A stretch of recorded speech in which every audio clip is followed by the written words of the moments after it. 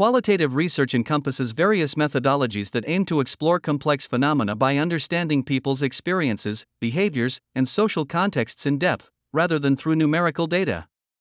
One of the most commonly used approaches is phenomenology, which seeks to understand individuals' lived experiences regarding a specific phenomenon. This approach is often used in psychology, healthcare, and education, providing deep insight into how people perceive and make sense of their world.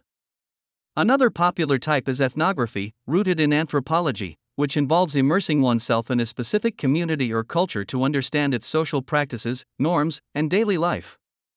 Researchers using ethnography often spend long periods within these environments, observing interactions and participating in the activities of the group being studied.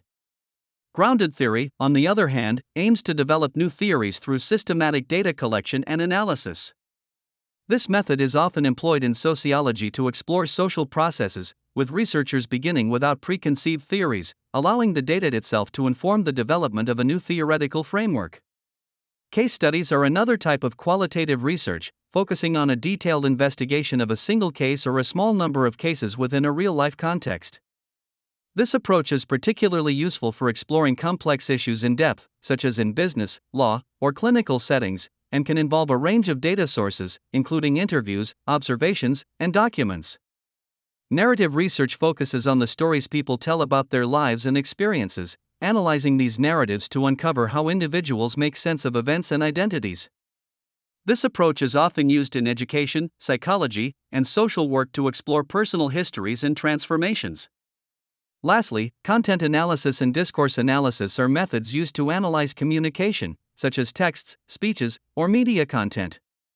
While content analysis focuses on identifying patterns and themes in the data, discourse analysis goes deeper by examining how language is used to construct meaning, power relations, and social identities.